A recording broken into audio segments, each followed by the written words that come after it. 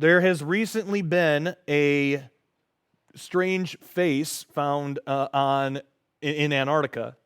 It's weird because it's similar to the face that was found on Mars, but this is found in Antarctica. Now, I have to warn you, in this article, they do call people who believe that this is an ancient structure. You know, they throw around terms like conspiracy nuts or wackos or, you know, all this stuff. So just wanted to warn you about that. This comes from the Sun, but and they clearly don't seem to be any friend to conspiracy theorists because of how they talk about them in here. But the title is Google Earth Uncovers Enormous Alien Face in Antarctica and Conspiracy Nuts. I don't think they're nuts, but they think it's the work of a hidden civilization.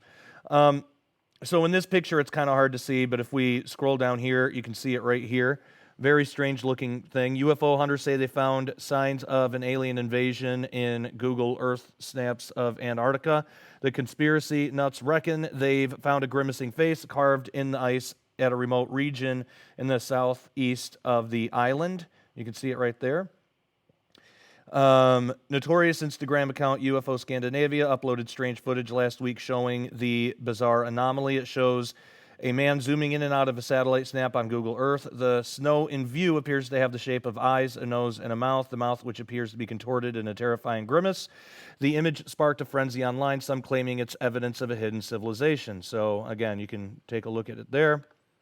That's what it looks like. It does look like a face. Here's where the anomaly was spotted. And of course, they you know, on this website, they just can't help but to keep saying over and over again, conspiracy nuts. But here's Australia, here's Antarctica, there's, so you can kind of see there. So, once again, bonkers conspiracy theorists have long claimed that an ancient civilization, possibly of alien origin, lived or still lives under the Antarctic ice. Conspiracy theorists Blake and Brett Cousins of YouTube channel Third Phase of Moon shared their thoughts on the Google Earth image. Quote, it appears to be a massive alien structure of some kind of face that is being revealed for the first time on Google Earth, Blake said in his video. I would have to concur that whatever we're looking at resembles some sort of mega structure. Brett added, could this be something that was left behind by ancient civilizations of Antarctica? Ice melting could be revealing structures that would baffle the world. Around 90,000 people have watched the original Instagram footage of the Antarctic face. One user says that that's not a natural thing, that Mother Nature made by wind and cold looks like a Viking metal helmet with nose piece running down the upper part.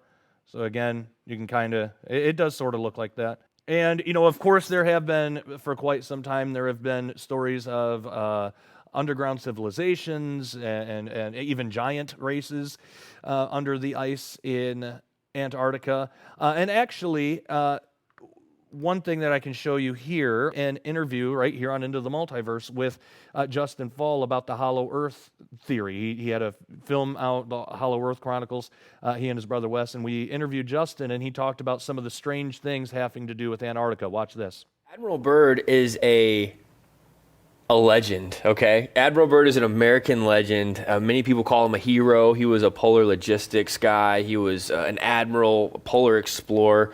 First guy to fly over the North and South Poles. Admiral Byrd was a major player in the exploration of the North and South Poles for the United States of America. So we're not just dealing with some guy that just popped up overnight. Admiral Byrd was taken down into the hollow earth by UFOs that were donning Nazi symbols. He was really highly regarded by the government. He was the guy that would come out and tell the public version of what the government was doing, right? He would give them the official story of why we're going to the North Pole, why we're going to the South Pole, and he is one of 4 people to wear a medal with his own face on it. Right. That doesn't happen, okay? That's unheard Not of. often, right. You've got 2 commemorative postage stamps with Admiral Byrd on them. You've got tons of literature put out by the government praising Admiral Byrd, okay? Right. You've got replica maps of his journeys. When he comes out and he says that he's experienced some of these things, and it was on his deathbed nonetheless, that's what we see a lot of times with these guys who are, you know, they're major players in some of these government operations. They have a lot of secrets they're holding on to, and it's in that moment before death where they start questioning what they've been fighting for their whole lives. And for him, he'd been holding all of these secrets about what happened in Antarctica, secrets about what took place at the North Pole, secrets that he was told he could never tell a soul about. And so on his deathbed, it's believed that this diary that came out, it was handed off to the right people towards the end of his life so that his story could be shared with the world. Now, what's interesting is that on his deathbed, he explains that he was always good and he always kept his mouth shut. I was a good soldier. I did my duty. He also warns us of the military-industrial complex, which is taking over, and he blames the military-industrial complex for the silencing of the truth. Oh, wow. That's interesting. That is. That Yes. was, and look, to mention the military-industrial complex in 1947, I'd say that's pretty prophetic. That's before Almost. Eisenhower mentioned it. Exactly. So Byrd knew what he was doing. Admiral Byrd says that he was flying over the North Pole. But interestingly, Byrd gets over there. He's flying over the North Pole. He's got a cameraman with him. He called him his radio guy. But, you know, in those days, you kind of do whatever you can. They're flying over the North Pole.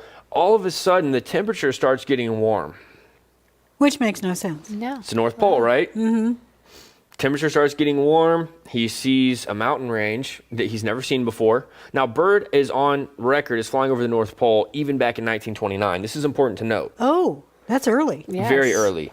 And multiple flyovers of the North Pole. Now, the original flyover, it was not quite as in-depth as what we're about to talk about.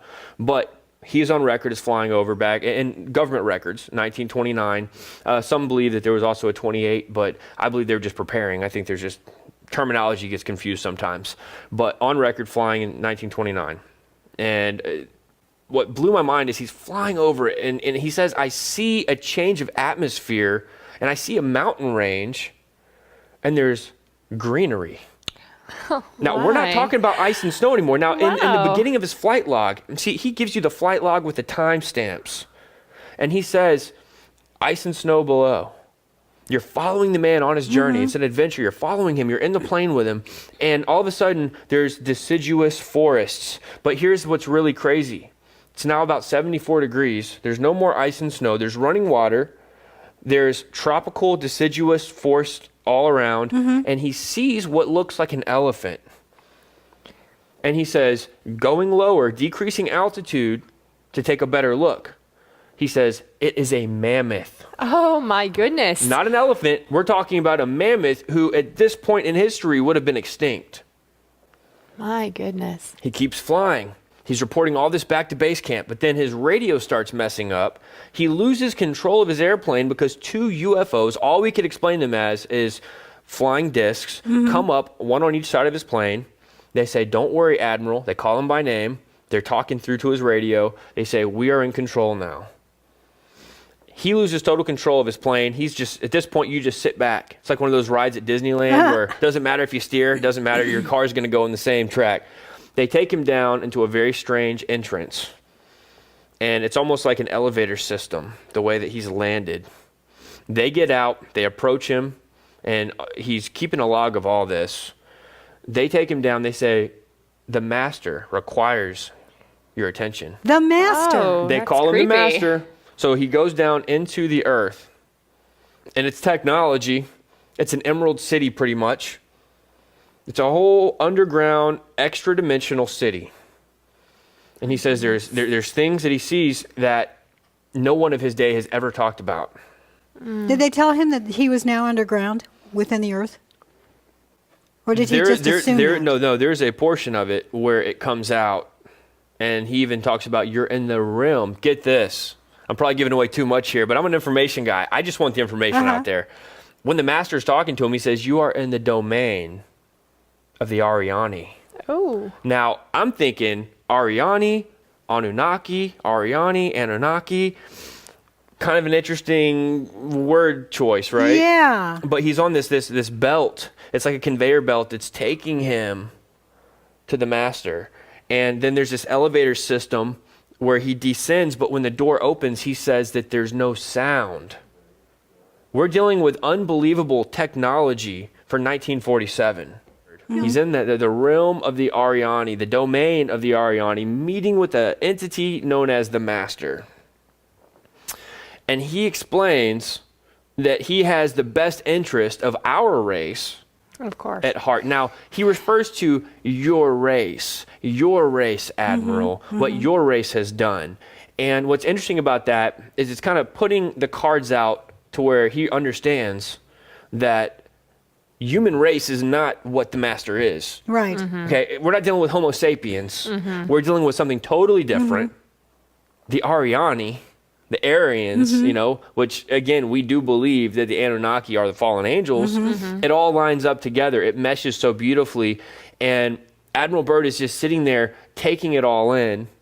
And he warns him about how our race had been tampering with weapons of mass destruction. So it's very strange. It seems like something is going on. We'll just have to keep our eyes on these stories.